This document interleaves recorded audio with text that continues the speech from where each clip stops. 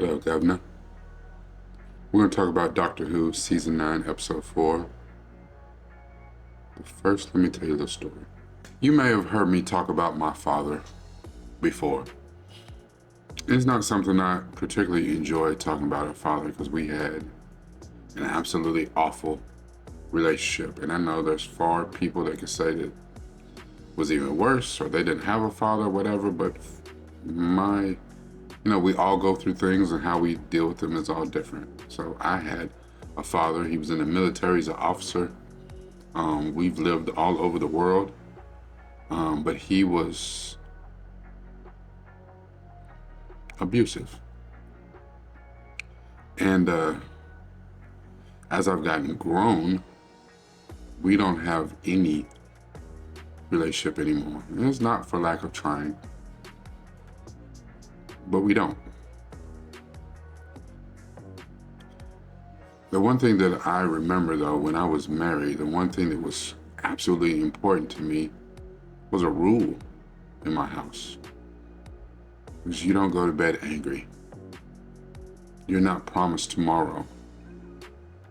I may not wake up tomorrow. I don't want to go to bed mad. I don't want you to go to bed mad. I don't want the last words I said to you or you said to me to be something cross. And the thing is, I knew when my marriage was over, when my partner, she didn't give a shit. Bet. But even more than that, I can't be hypocritical. I haven't spoken to my father in years. And I've tried, reached out. He doesn't respond.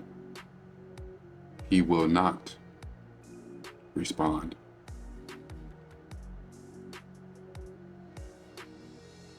You're not promised tomorrow. He's not promised tomorrow. And I just wish there was a way we could clear the air before it's too late.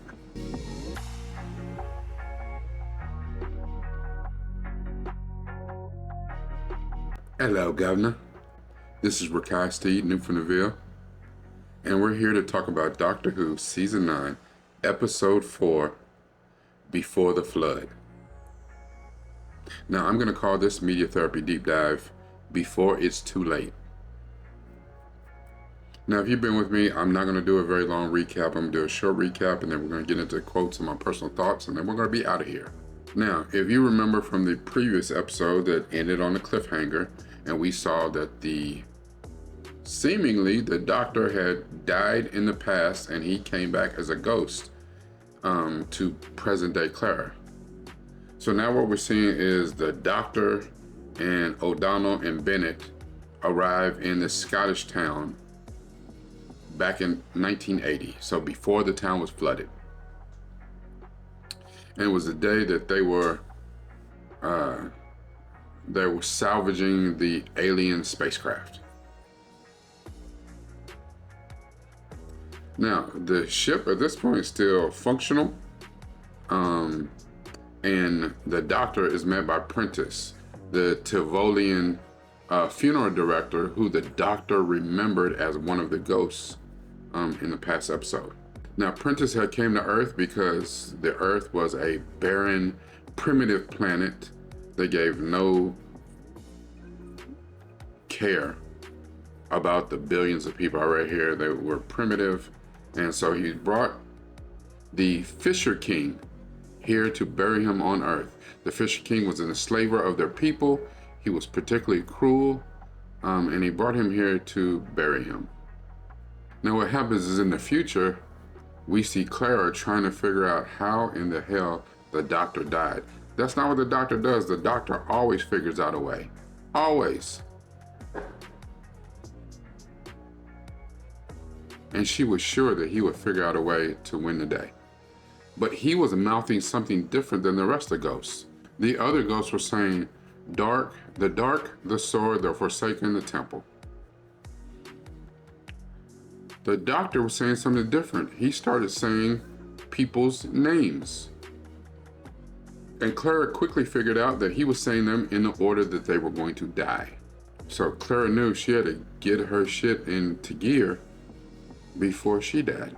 The problem with all of this is that the Fisher King wasn't actually dead. He was still alive. So this presented a huge problem for the Doctor and Bennett and O'Donnell. The Fisher King confronts the Doctor, and he lets him know that the glyphs that are on the inside of the ship, those are his glyphs. He created them because it formed a signal to broadcast back to the rest of his people, come invade this little podunk, little mud ball of a planet. The Doctor took one of the power cells out of the ship to blow up the dam to flood the entire area. Now the problem with this episode is that this episode became a bootstrap paradox, which is where the Doctor prevents the invasion of the Fisher King, but he does it through the use of information that he only received because he sent it to himself.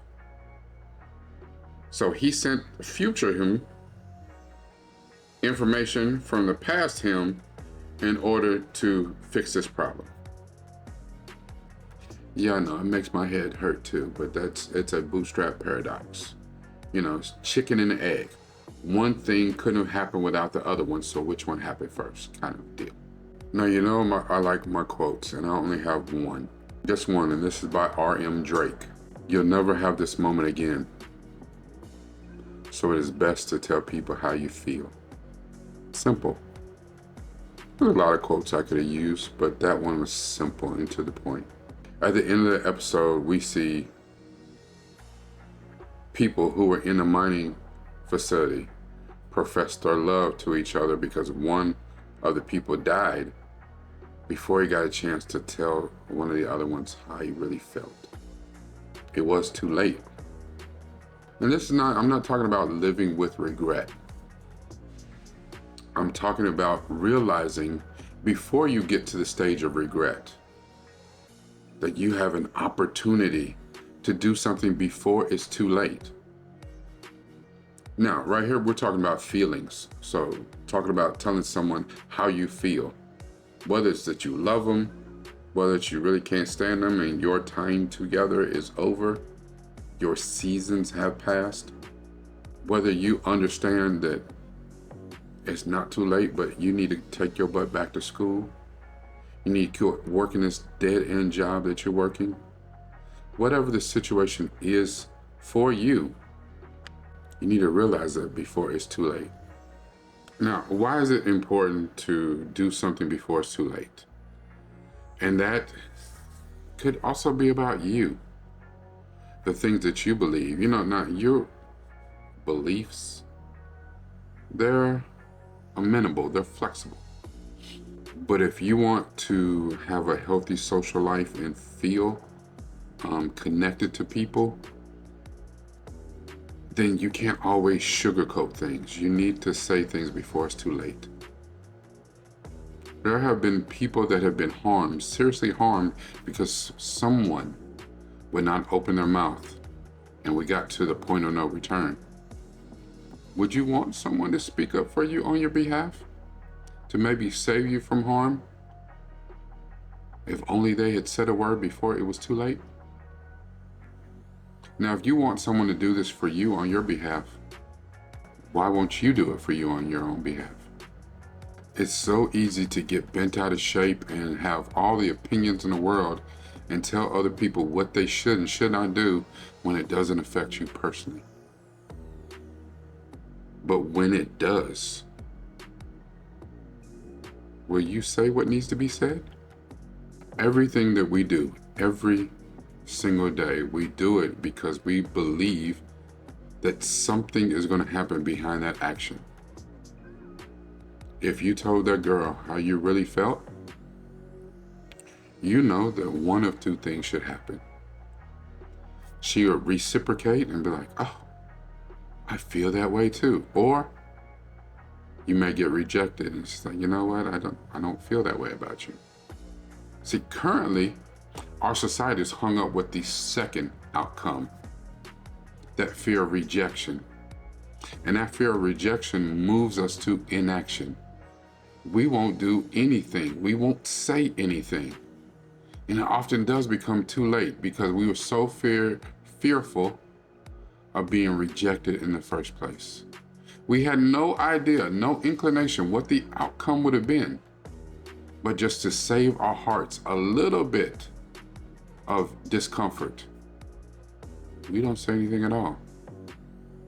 Not realizing that that discomfort is what helps you build resilience.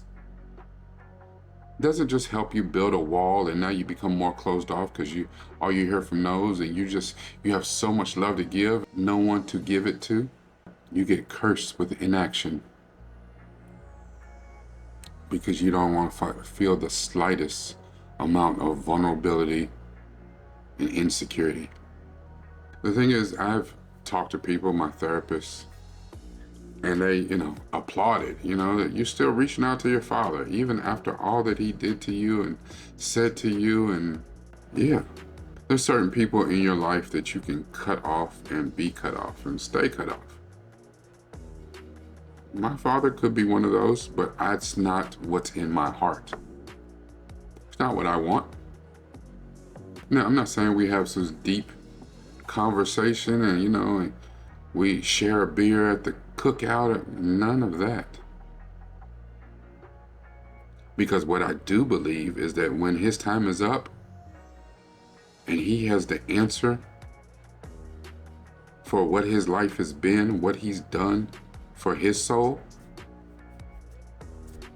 I can't help with that. But at least this one thing can be off of it. What is the reason you don't have a relationship with your kids? Your kid.